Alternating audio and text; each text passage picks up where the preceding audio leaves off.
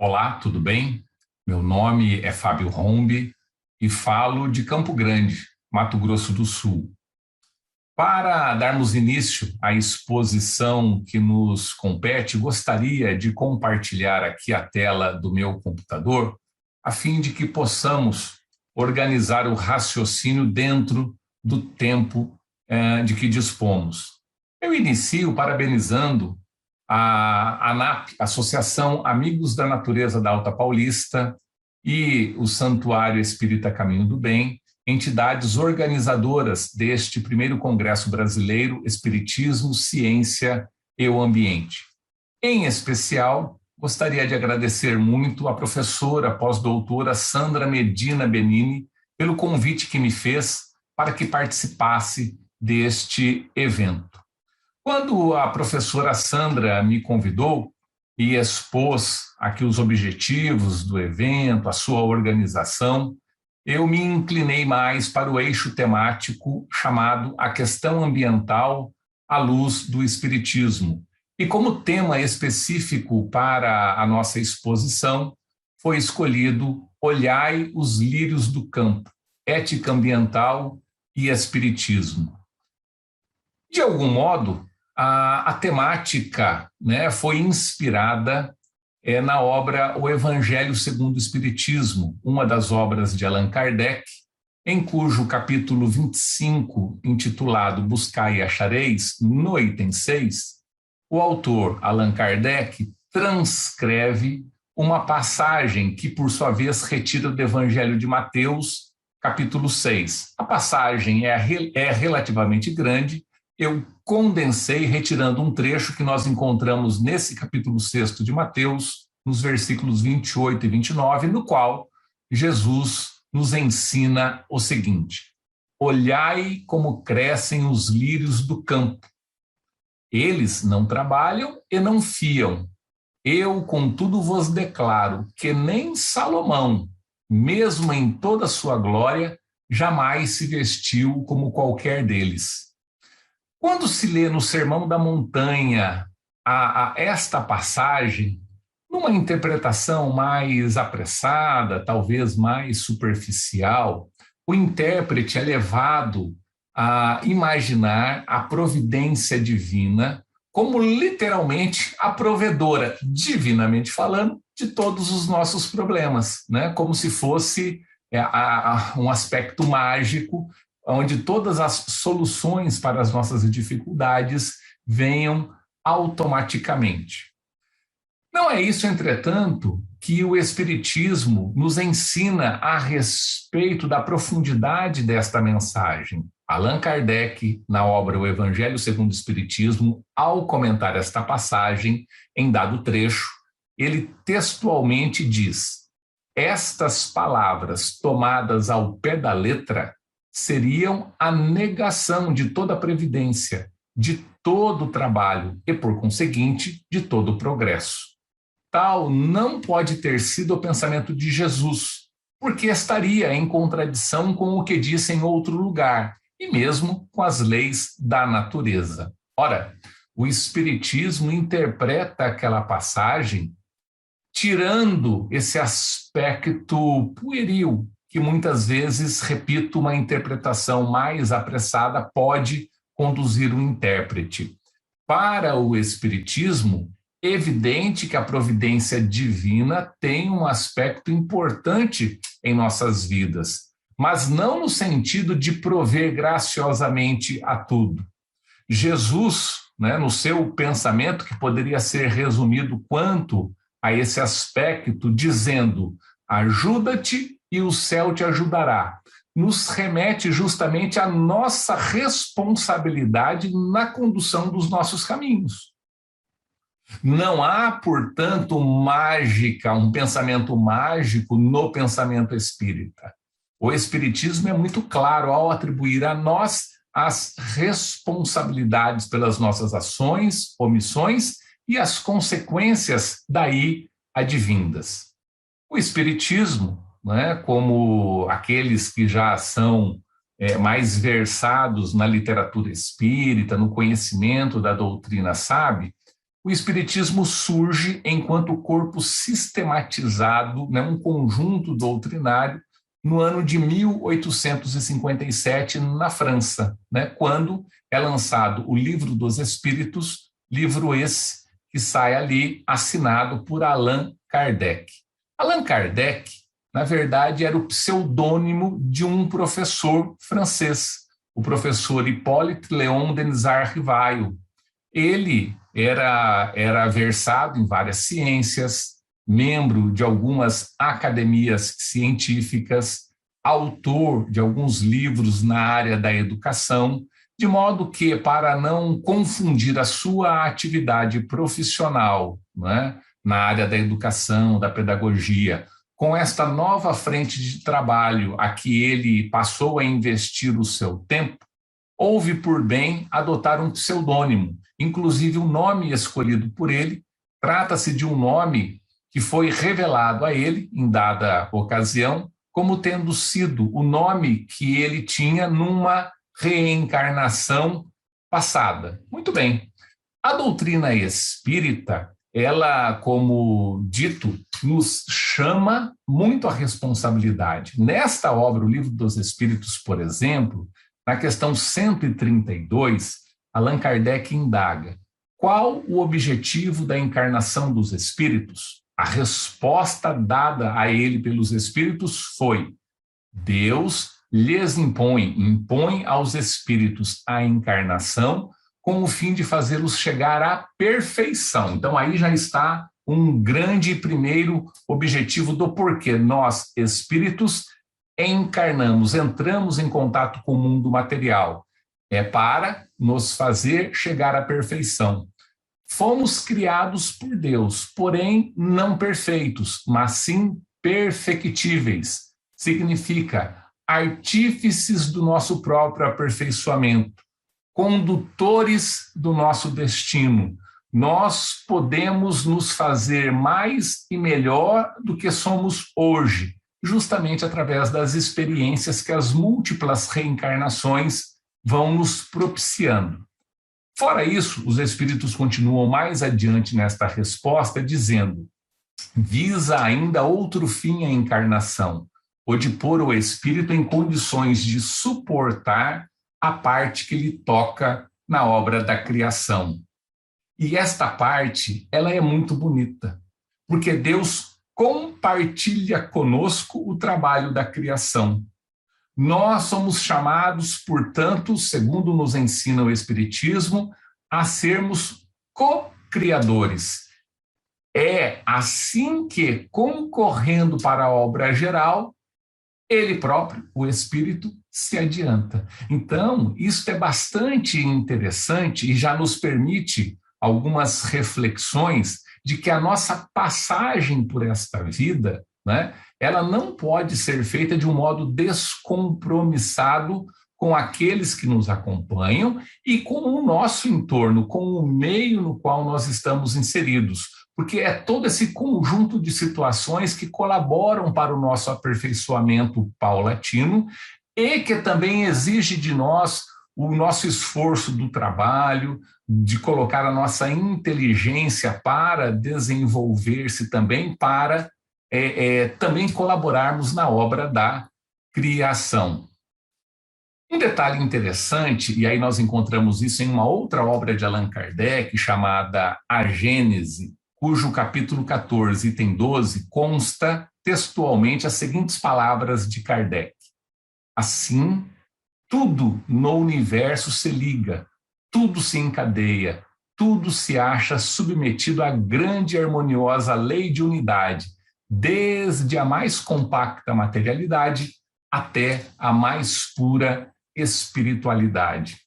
O Espiritismo, fora a responsabilidade da qual já falamos, também traz um outro aspecto muito importante. A doutrina espírita vê a vida de uma maneira muito mais ampliada, onde tudo se interrelaciona, desde a matéria bruta até os seres animados da criação, seja no reino vegetal, no reino animal, no reino hominal, e também no plano espiritual. Tudo se encadeia, como se fossem elos de uma longa corrente. E essa inter-relação é própria da doutrina espírita. E digo isso porque Allan Kardec lançou o Livro dos Espíritos no ano de 1857, como já visto, né? 9 anos depois, no ano de 1866, o naturalista alemão Ernest Haeckel lançou, por sua vez, o livro A Morfologia Geral dos Organismos. É nesse livro que Haeckel usa pela primeira vez a palavra ecologia. Ecologia é um neologismo, uma palavra nova que foi criada por ele para expressar uma nova ideia, para evitar ambiguidade, para evitar alguma dificuldade em relação às palavras. Ele se socorre de uma nova, justamente para trazer nela a ideia que ele queria transmitir.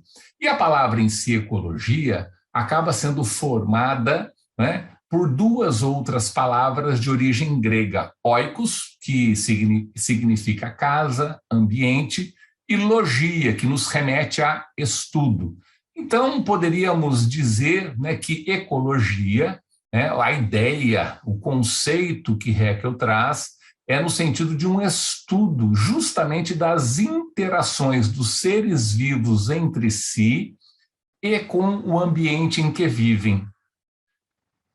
O jornalista André Trigueiro, ele publicou um livro pela Federação Espírita Brasileira chamado Espiritismo e Ecologia. Aliás, desde já, recomendo muito a leitura desta obra para aqueles que se interessarem pelo tema e desejarem uma orientação para o início das suas pesquisas e as suas perquisições.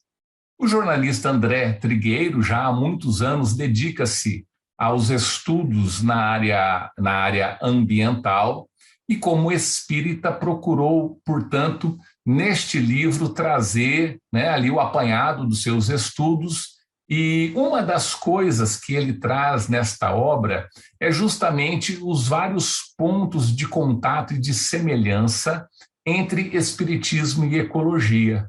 E como vimos até há pouco, né, talvez já tenham até se apercebido que justamente tanto o espiritismo quanto a ecologia têm uma visão, um entendimento da importância da inter-relação entre os seres. Então aí já um primeiro grande ponto de contato. Isso é importante nós dizermos porque somos responsáveis pelas nossas ações, tudo se relaciona entre si, portanto não somos seres isolados na obra da criação, não somos seres isolados, né, do contexto que nos envolve. Um cartunista, Emídio, né, publicou essa charge que eu achei bastante interessante. O pai orgulhoso dizendo: meu filho, um dia tudo isso será seu, né? Só que não é a herança, não é a empresa, não é nenhuma, enfim, nada para se orgulhar, na verdade. O que ele está mostrando ali é um monte de lixo, ou melhor dizendo, resíduos sólidos. E por que isso? E aí foi, né, realmente a inteligência do cartunista percebendo esse aspecto tão presente da nossa sociedade, fruto do consumismo, né? Evidente, numa análise mais aprofundada, enfim, dos tempos que vivemos, outras colocações poderiam ser feitas, mas o consumismo, por exemplo, é algo muito presente na nossa sociedade. Esse desejo desenfreado e ilimitado de acumular cada vez mais importa uma série de repercussões. O nosso planeta, ele tem recursos naturais finitos, mas o desejo, a ambição, muitas vezes se comporta, digamos, de um modo infinito. A conta não fecha, a conta não bate. E na equação, acaba sobrando um saldo muito negativo, um saldo, diria, devastador para a natureza e, repito, para nós, porque nós somos seres integrados a tudo. O Espiritismo nos ensina isso. Allan Kardec, retornando aqui à obra O Evangelho segundo o Espiritismo, no seu capítulo 25, item 7, né, ele diz o seguinte: Deus conhece as nossas necessidades e a elas provê, como for necessário. O homem, porém, insaciável nos seus desejos, nem sempre sabe contentar-se com o que tem. O necessário não lhe basta, reclama o supérfluo. A providência, então, o deixa entregue a si mesmo. Frequentemente, ele, o ser humano, se torna infeliz por culpa sua e por haver desatendido a voz que, por intermédio da consciência, o advertia. Nesses casos, Deus fala-o sofrer, faz o ser humano sofrer as consequências, a fim de que lhe sirvam de lição para o futuro. Então, quando nós nos afastamos daquilo que é o certo, Deus assim o permite, porque nós nos afastamos no exercício do nosso livre-arbítrio. Só que, naturalmente, tudo que fazemos, tudo que deixamos de fazer, arrasta consigo consequências. É estas consequências que Deus permite que nós soframos, que nós suportemos, porque disso ele sabe que resulta um aprendizado. A partir do momento, né, que nós nos conscientizamos das consequências de cada uma das nossas escolhas, a tendência é que, pelo exercício da inteligência e pelo uso agora melhor dosado do nosso livre-arbítrio, possamos fazer mais escolhas estas que não nos levem mais para aquele mesmo caminho do qual aprendemos que as consequências não foram boas.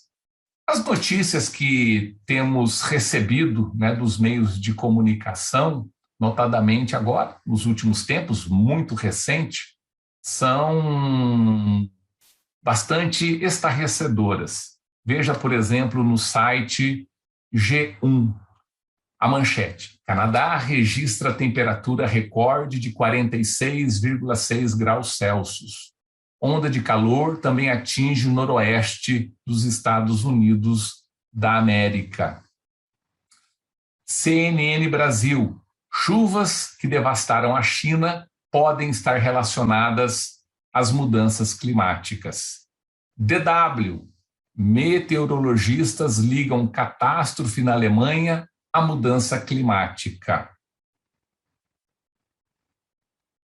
A doutrina espírita, aí retornando ao Livro dos Espíritos, na questão 741, consta a seguinte indagação de Kardec: dado é ao homem, ao ser humano, conjurar os flagelos que o afligem, tudo aquilo que a imprensa está noticiando, que está acontecendo no mundo, né? São fatos concretos, reais, dos nossos dias atuais. Estes flagelos, nós, espécie humana, nós podemos enfrentar e vencer estas situações? Os espíritos dão a resposta a Kardec e, em determinado trecho da resposta, está dito assim: muitos flagelos resultam da imprevidência do homem, da imprevidência do ser humano. À medida que adquire conhecimentos e experiência, ele, o ser humano, os vai podendo conjurar, isto é, prevenir, se lhe sabe pesquisar as causas.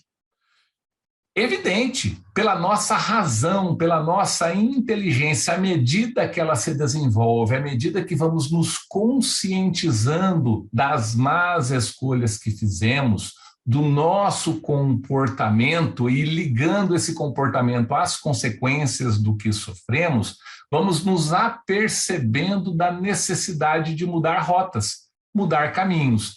E aí paulatinamente, à medida que vamos adquirindo esses conhecimentos, nós vamos conseguindo vencer esses obstáculos. Evidente, à custa de trabalho, à custa de uma mudança de paradigma, não é?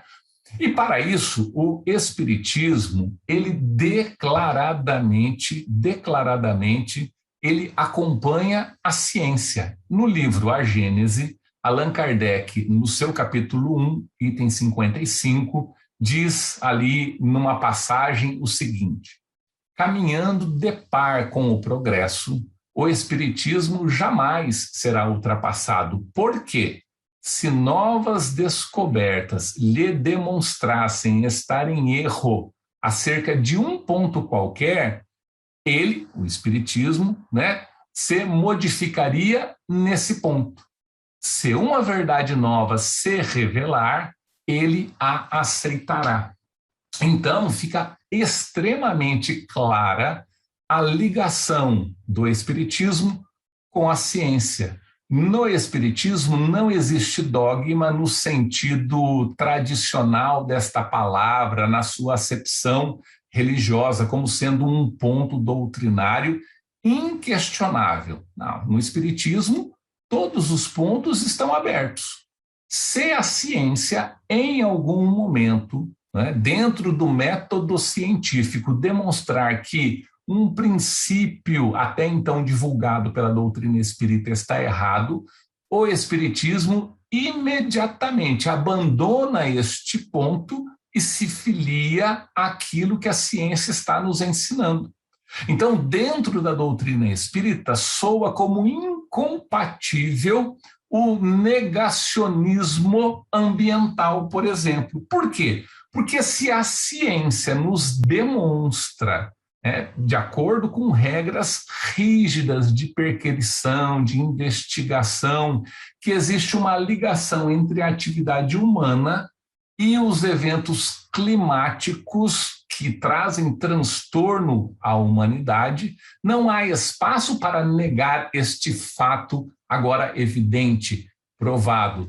Se algum de nós tira uma interpretação do conjunto doutrinário, da doutrina espírita, no sentido de que a questão ambiental não é importante, abandone esse ponto, porque a ciência está nos direcionando para um outro caminho e nós seguimos a ciência. Agora, no começo deste mês, no dia 8 de agosto, foi publicado um relatório do IPCC. A sigla é em inglês, mas numa tradução, seria algo como que Painel Intergovernamental sobre Mudança Climática. É composto de vários cientistas de diversos países, cientistas renomados no estudo das mudanças climáticas, e esse grupo existe desde o ano de 1988, inserido dentro do Programa das Nações Unidas para o Meio Ambiente. E o objetivo do IPCC é justamente avaliar a informação científica para a compreensão da mudança climática que é induzida por atividade humana. Pois bem, esse relatório, depois, por favor, pesquisem na internet a respeito das conclusões a que esse relatório chegou. O nosso tempo é exíguo, não conseguimos avançar numa análise mais aprofundada do relatório, mas apenas para pegar um aspecto que está lá, nós encontramos o seguinte: bem, no ano de 2015, final de 2015, houve o Acordo de Paris. É um tratado mundial, em resumo, rapidíssimo resumo, um tratado mundial para reduzir o aquecimento global. Esse tratado adveio ali da 21ª Conferência das Partes das Nações Unidas, a COP21. Ali 195 países, mais a União Europeia, enfim, fizeram um grande acordo para deter abaixo de 2 graus Celsius a mais a temperatura que existia antes da Revolução Industrial. É um desafio, Na verdade, o objetivo é tentar fazer com que a temperatura média do nosso planeta não ultrapasse 1,5 graus em relação àquele parâmetro histórico pré-industrial. Cada país ali, enfim, no acordo, fez ali entabulou seus compromissos. Só para ilustrar, por exemplo, o Brasil assumiu como um objetivo cortar as emissões de gases do efeito estufa em até 37% até 2025. Só que nós já estamos em 2021, 2025 é ali. E essa redução, na verdade, nós estamos muito aquém do que deveríamos fazer para colaborar com a nossa parte para este grande tratado. Muito bem, só para terem uma ideia, e aí a representação que aqui está exposta, no ano de 2016, o volume total de emissão anual de CO2, dióxido de carbono, chegou a 52 gigatoneladas. O objetivo é reduzir a emissão de CO2, porque o CO2 está relacionado muito diretamente ao efeito estufa, o efeito que produz um aquecimento da temperatura média. A solução, reduzir a emissão desse tipo de gás. O problema é que, segundo a análise do IPCC, no ritmo atual que nós estamos de emissão, nós vamos chegar em 2030 emitindo entre 52 a 58 gigatoneladas de CO2. Ou seja, além de não conseguirmos reduzir, mantido o ritmo atual, não conseguimos reduzir a emissão, corremos inclusive o risco de até aumentar um pouco esta emissão. E para que nós consigamos limitar o aquecimento da temperatura terrestre em até 1,5 graus do que era no período pré-industrial, para isso nós temos que chegar em 2030, que é ali, daqui 9 anos, com um volume ali máximo de emissão entre 25 a 30 gigatoneladas. Ou seja, precisamos reduzir e reduzir bastante, reduzir praticamente a metade do que nós estamos emitindo hoje. A notícia, apesar de ser difícil, a notícia boa é que os especialistas dizem que isso é possível, mas para ser possível, nós precisamos agir. E este agir envolve condutas individuais, atividades coletivas e vontade política, não é? A imagem da ampulheta talvez retrate bem o momento que nós estamos vivendo, né? A ampulheta, a areia que está na parte superior, vai escoando para a parte inferior. Chega um momento tal em que o volume de areia na parte inferior é maior do que na parte superior. Aí nós estamos num ponto irreversível. A areia está maior na parte de baixo. Para que eu volte a ter areia naquele compartimento onde ela estava, eu tenho que inverter. Do contrário, ela vai se escoando cada vez mais. E é isso que está acontecendo conosco. O tempo está se escoando e o tempo acaba sendo o nosso grande adversário, porque a natureza tem pressa. O risco é nós chegarmos a um ponto tal de irreversibilidade, um ponto tal onde os processos fiquem tão degradados, tão deteriorados frente ao aquecimento, que não haja mais volta. E a partir daí, evidentemente, a vida, pelo menos tal qual a conhecemos no plano material hoje, ficará muito, muito comprometida. Allan Kardec, ainda em O Evangelho segundo o Espiritismo, capítulo 25, item 8, diz assim: a terra produzirá o suficiente para alimentar a todos os seus habitantes, quando os homens, os seres humanos, souberem administrar, segundo as leis de justiça, de caridade, de amor ao próximo, os bens que ela dá.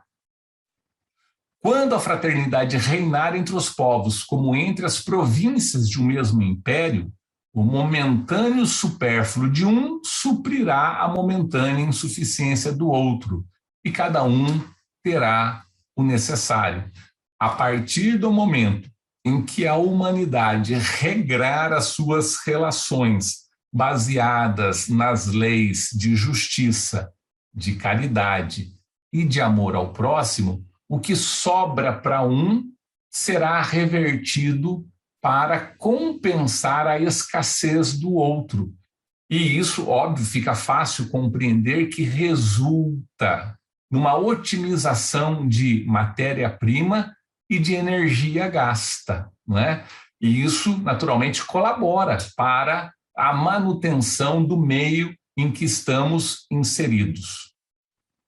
Por fim, aqui uma última apresentação antes de prosseguirmos, é que a conclusão final, né, que Allan Kardec traz aqui no capítulo 25 de O Evangelho segundo o Espiritismo, no item 8, é a seguinte conclusão: não é com as leis que se decreta a caridade e a fraternidade.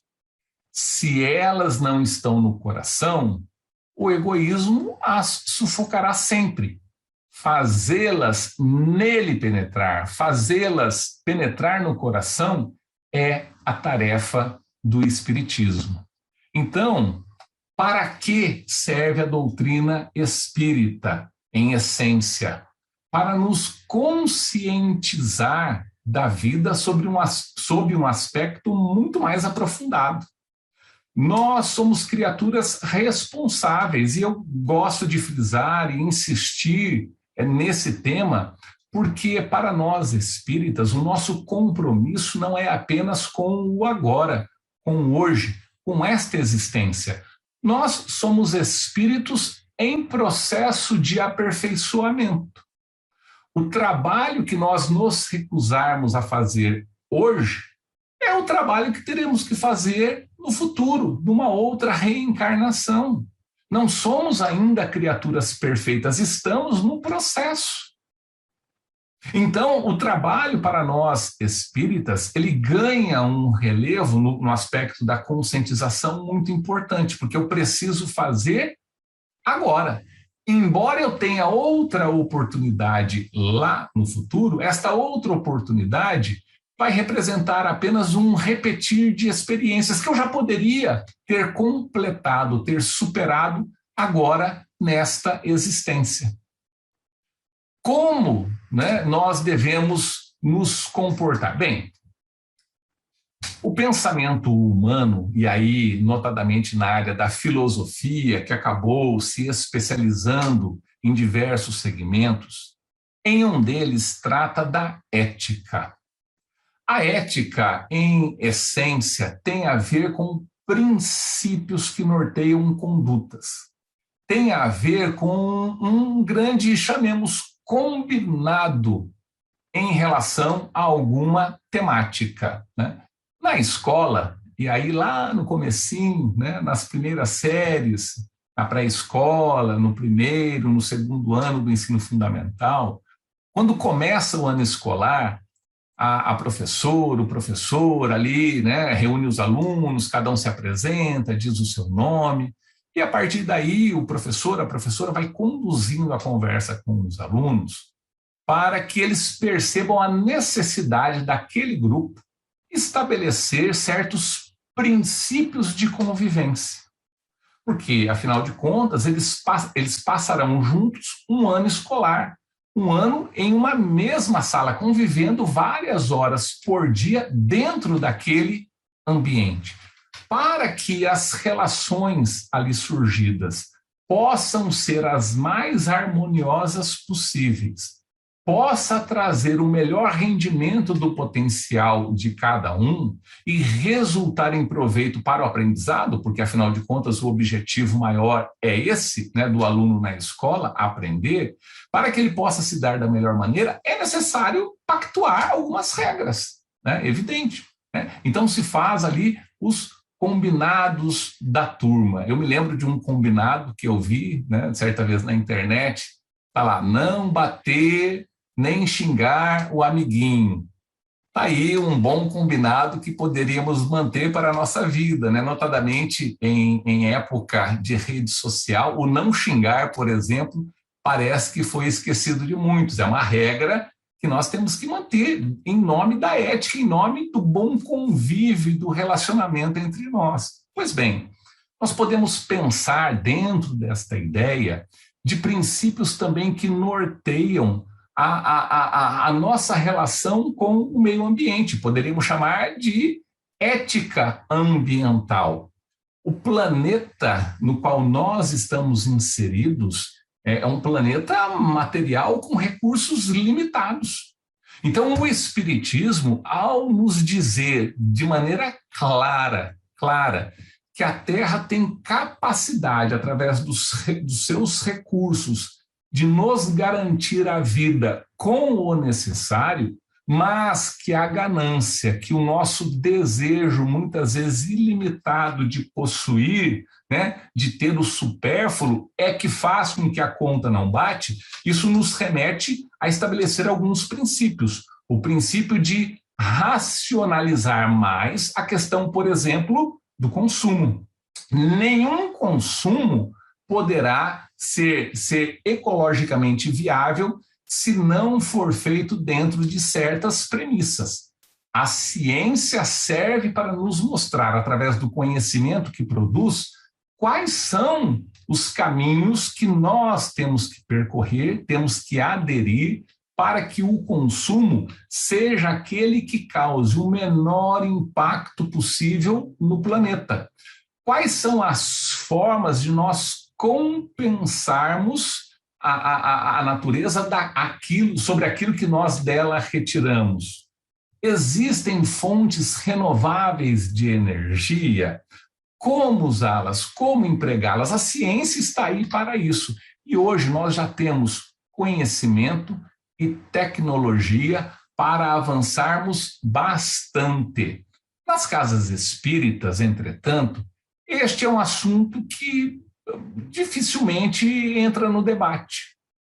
Nas palestras, nos seminários, enfim, nas exposições que se faz na casa espírita, fala-se de muitos temas, mas muito raramente, eu diria quase nunca, se toca na questão justamente ambiental.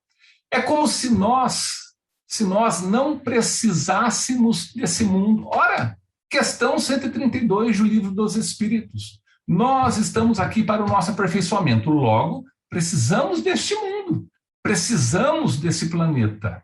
E nós estamos aqui para ajudar a obra da criação, não para atrapalhar. Logo, dentro da ética ambiental, não se trata apenas de ter, né, uma relação de consumo mais saudável, mas de também poupar recursos da natureza. Nós temos que falar e falar abertamente nas nossas casas espíritas a respeito da importância de reutilizar os bens materiais e não simplesmente descartá-los, né? De reciclar esses bens quando não mais servirem ao fim a que se propõem, para que a matéria-prima possa ser utilizada novamente no sistema produtivo. Nós temos que reciclar, reutilizar, temos que fazer coisas que são ao mesmo tempo simples e que causam um grande impacto. Até aqui, claro, falo de questões de conduta pessoais, né, que cada um pode fazer. Mas, além destas, nós, enquanto cidadãos, temos que nos conscientizar da importância do que está havendo no mundo.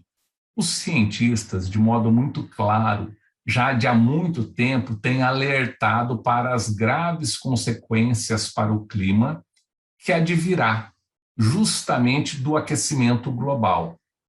A tendência, dizem os cientistas, é que os eventos climáticos atinjam patamares cada vez mais extremos.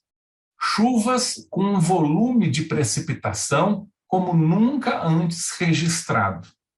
E nós sabemos, né, as nossas cidades com o volume normal de precipitação já apresenta problemas. Infelizmente, as cidades cresceram sem se atentar, né, aos conselhos, às orientações dos urbanistas, por exemplo.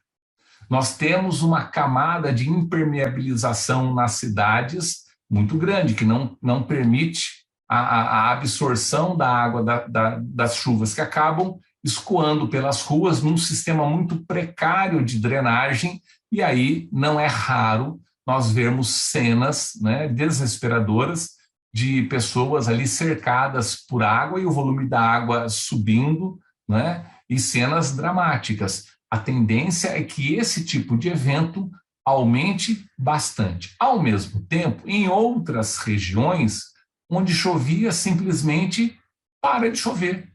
Uma estiagem muito prolongada, além do que era o habitual, trazendo graves consequências para, enfim, uma infinidade de pessoas que habitam naquela região. Tudo está interligado. Quando nós mexemos em um item, no caso, a temperatura do planeta, todo o sistema acaba se desequilibrando. E nesse desequilíbrio, nós também sofremos a consequência. É hora, portanto, de nós passarmos a adotar novos parâmetros de ética ambiental, balizadas pelo conhecimento científico, porque o Espiritismo é muito claro ao nos falar sobre a nossa responsabilidade e sobre a necessidade de revermos os nossos hábitos. Eu agradeço muito a atenção de todos, agradeço a oportunidade de participar deste evento, fico à disposição para aqueles que desejarem, enfim, colaborar com alguma crítica, alguma sugestão. Fica aqui o meu contato, o e-mail fabiorombi@uol.com.br. Muito obrigado, até a próxima, um bom congresso para todos.